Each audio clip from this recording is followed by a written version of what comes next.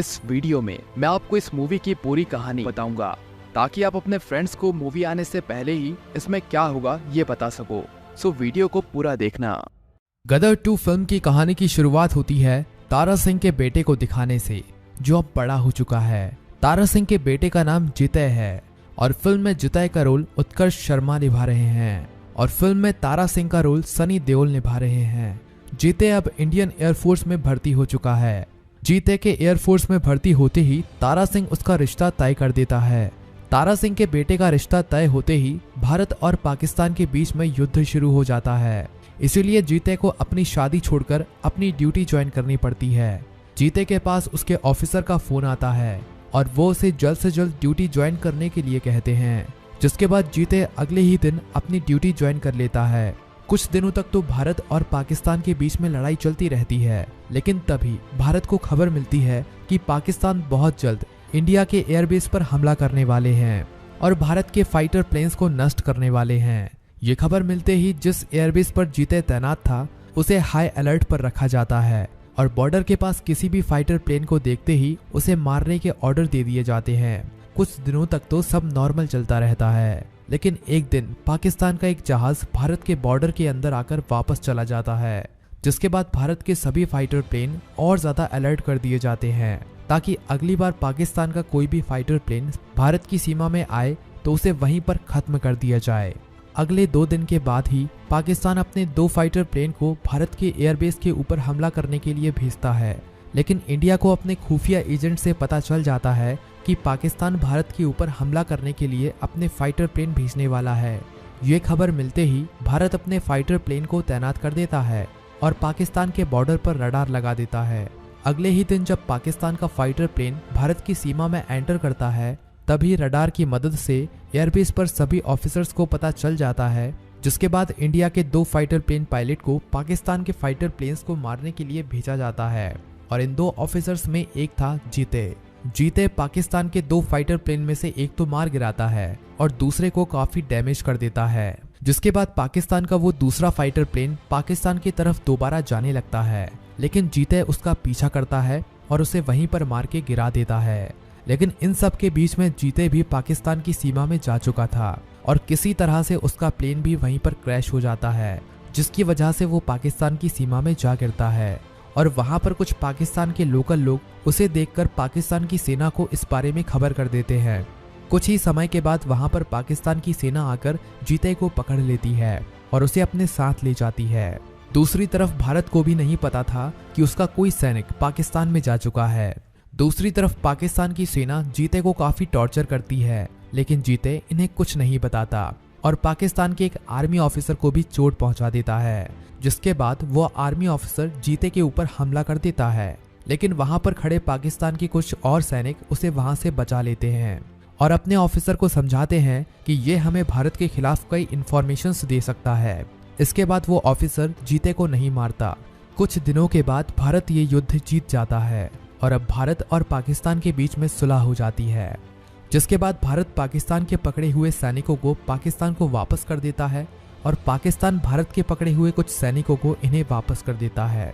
लेकिन वो ऑफिसर जिसको जितय ने मारा था, वो जितय को छुपाकर अपने ठिकाने पर ले जाता है और उसे वापस नहीं करने देता।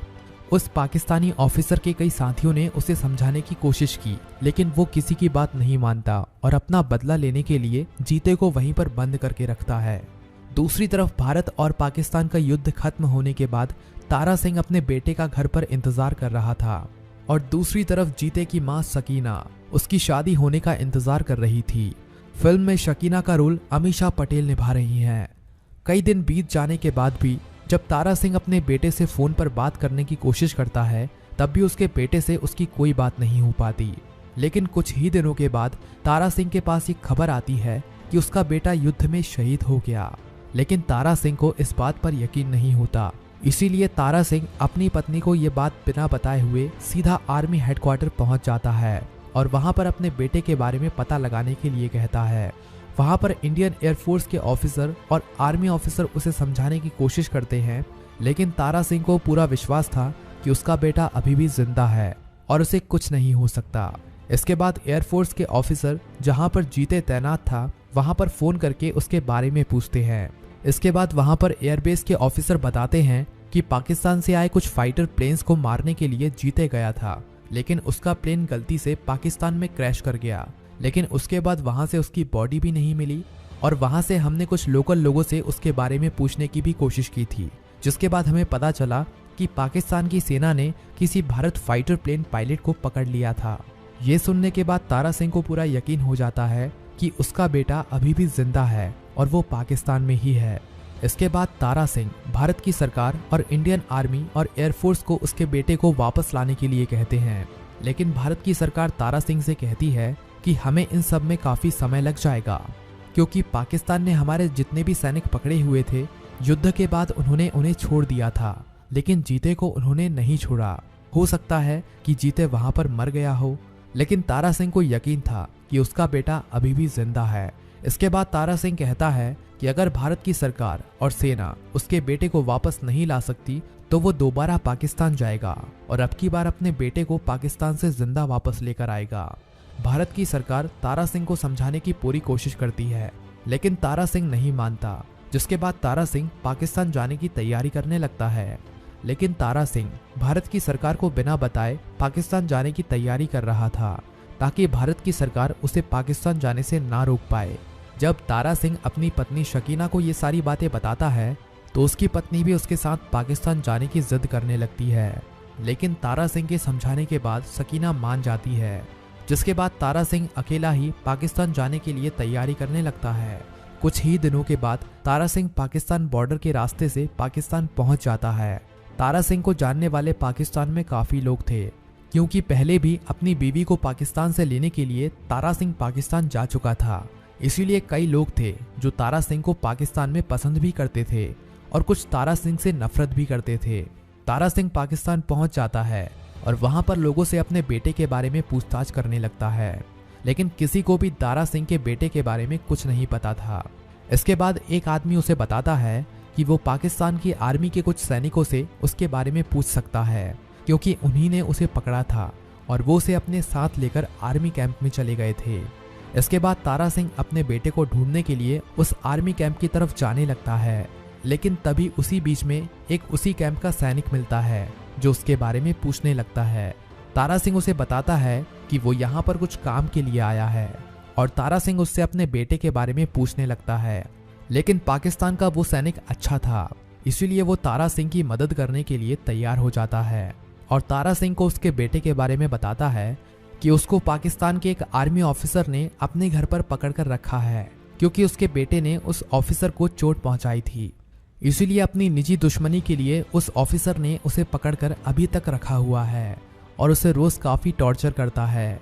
ये सुनते ही तारा सिंह उस ऑफिसर के घर का पता पूछने लगता है, जिसके बाद वो सैनिक बताता है कि वो काफी बड़ा ऑफिसर है, इसीलिए उस तक पहुंच पाना इतना आसान नहीं है। तारा सिंह कहता है कि तुम बस मुझे उसका पता बता दो, बाकी मैं वहां तक अपने आप पहुंच जाऊंगा। इसके बाद वो सैनिक उस ऑफिसर के घर का उसे पता बता देता है और उसे कहता है कि मेरे बारे में किसी को भी मत बताना कि मैंने तुम्हें ये सारी बातें बताई हैं, नहीं तो मेरी भी जान जा सकती है। तारा सिंह रात को ही उस ऑफिसर के घर पर पहुंच जाता है, लेकिन उसके घर पर कई सैनिक तैनात थे। तारा सिंह कई सैनिकों को पीटकर सीधा अंदर चला जाता है, लेकिन वो ऑफिसर घर पर नहीं था और उसने अपने बेस कैंप में तारा सिंह के बेटे को छुपा कर रखा था, जिसका रास्ता सिर्फ उस ऑफिसर को ही पता था। जिसके बाद तारा सिंह उस ऑफिसर के बारे में उन सैनिकों से पूछने लगता है, लेकिन उन सैनिकों को भी उस ऑफिसर के बारे में नहीं पता था। तभी वहां पर और सेना आ जाती है और तारा सिंह को पकड़ लेती है।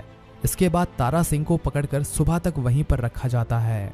सुबह होते ही वहां पर ऑफिसर पहुंच जाता है, जो तारा सिंह के बेटे को भी बेस कैंप से निकालकर तारा सिंह के सामने लाता है। जिसके बाद तारा सिंह अपने बेटे की इतनी बुरी हालत देखकर काफी गुस्सा हो जाता है और वहां पर सभी सैनिकों को मारने लगता है और उस ऑफिसर को भी पीटकर वहां से अपने बेटे को लेकर चला जाता है। इसके बाद पाकिस्तान की पूरी सेना उनके पीछे उन्हें ढूंढने लगती है, लेकिन तारा सिंह कुछ लोगों को पाकिस्तान में जानता था जो उसे पाकिस्तान से निकलने में मदद कर सकते थे, जिनकी मदद से तारा सिंह अपने बेटे को लेकर एक बॉर्डर के सहारे इंडिया वापस आ जाता है। और ये फिल्म यहीं पर खत्म हो जाती है।